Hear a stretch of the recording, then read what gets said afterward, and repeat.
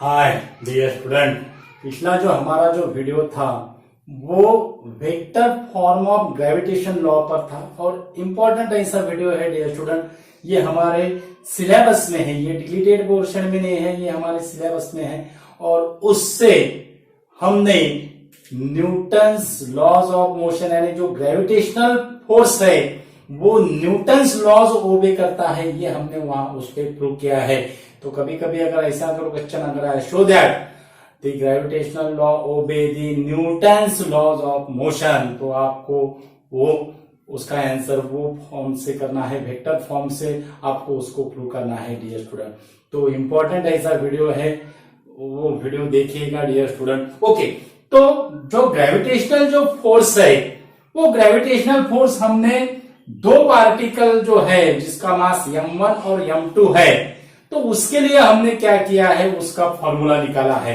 Okay, लेकिन अगर number of particles अगर प्रेजेंट है, नंबर ऑफ पार्टिकल अगर प्रेजेंट है तो उसका ग्रेविटेशनल फोर्स कैसा होगा, क्योंकि हमें पता है जो ग्रेविटेशनल फोर्स जो है वो फोर्स कैसा है, it is a mutual attraction force, it is a mutual attraction force. तो आज जो है हम नंबर ऑफ पार्टिकल जो है जिसका मास m1 m2 m3 m4 है, तो उसका ग्रेविटेशनल फोर्स हम कैसे निकालते हैं। ओके, तो मानो ये जो पार्टिकल है, ये पार्टिकल मानो m1 पार्टिकल है, फर्स्ट पार्टिकल है जिसका मास कितना है, m1 है। उसके बाद ये जो है ये m2 है, ये जो है ये m3 है, ये जो है ये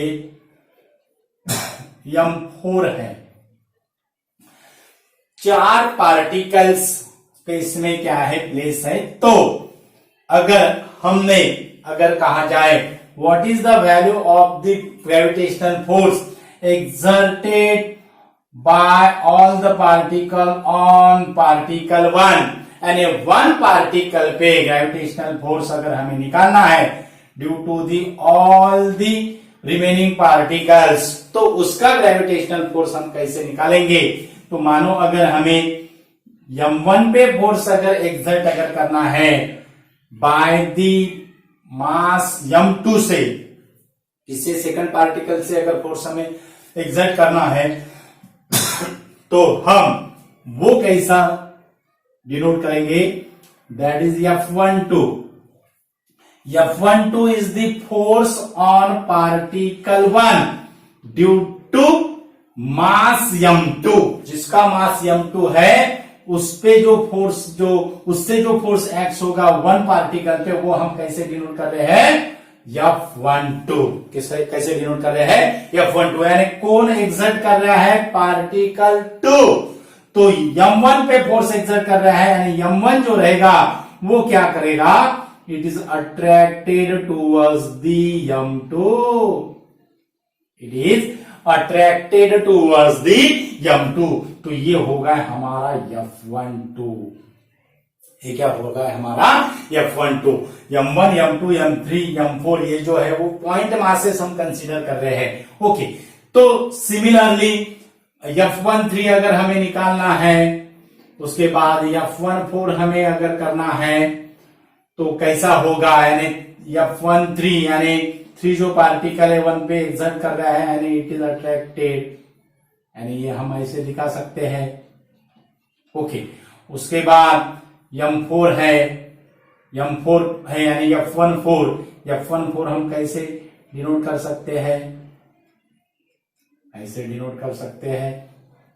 ओके, यानी ये होगा हमारा F14, ये होगा हमारा F13, ये क्या होगा हमारा F13 होगा। ओके, तो ये जो F1 जो फोर्स रहेगा ग्रेविटेशनल फोर्स मास m1 पे, वो अब कैसा होगा, F1 it is the gravitational force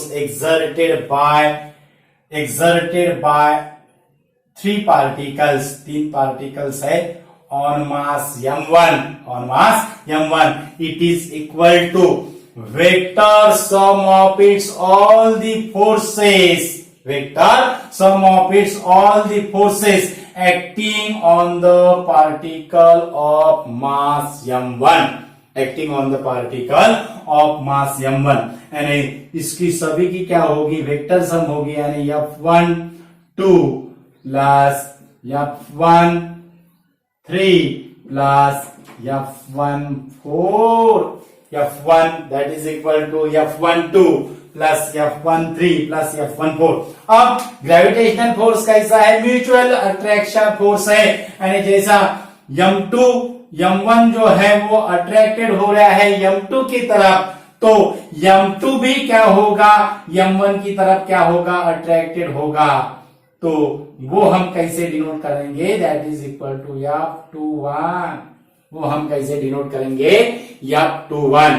okay, तो इस तरह से अगर इसका अगर हमने समेशन अगर लिया, इसका अगर हमने समेशन अगर लिया, यानी जनरल फॉर्मूला अगर हमने इसमें कन्वर्ट अगर किया इसको, तो ith पार्टिकल यानी जिसपे फोर्स एक्सर्ट हो रहा है उसको हम ith पार्टिकल कहेंगे, और जिससे फोर्स एक्सर्ट कर रहे हैं उसको jth पार्टिकल कंसीडर करेंगे, यानी fi कैसे डिनोट करेंगे, fi that is equal to summation of, that is equal to summation of f12 f13 f14, यानी यहाँ पे ये जो सफिक्स है वो कांस्टेंट है, उसको हम fi कहते हैं, और वैरिज कौन सा हो रहा है, जे वैरिज होगा, कैसा 2 3 4 5, यानी f i कैसे डिनोट करते हैं हम, summation of f i where j is not equal to i, और j इक्वल टू कैसा वैरिज होगा, j equal to 1 tends to n, j equal to 1 tends to n।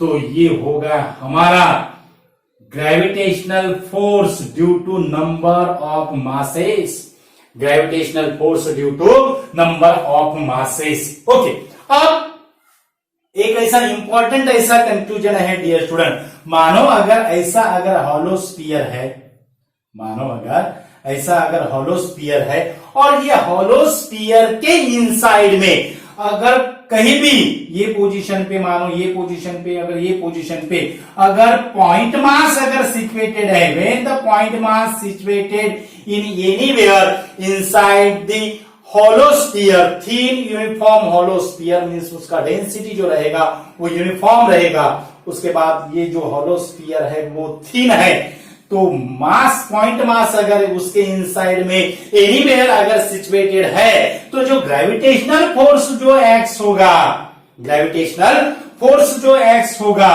वो ग्रेविटेशनल फोर्स की value it is equal to 0, it is equal to 0।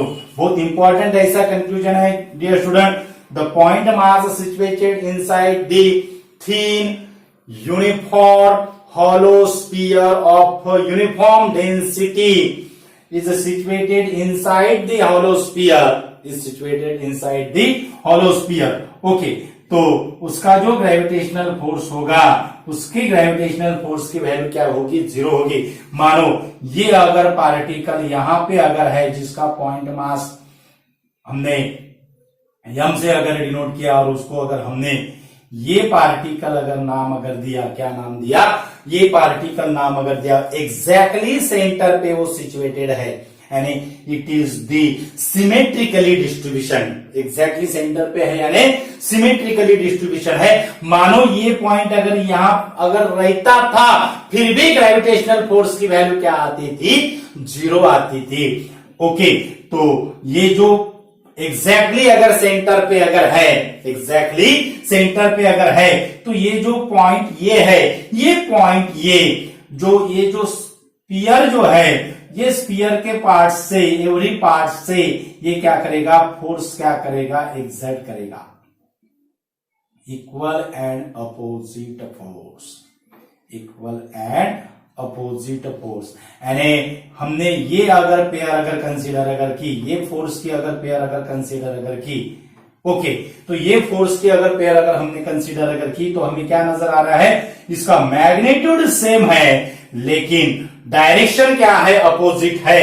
यानी जो force जो x होगा, gravitational force जो x होगा due to the thin hollow uniform sphere say when the particle or mass situated inside the hollow sphere then the gravitational force, value of gravitational force is equal to 0।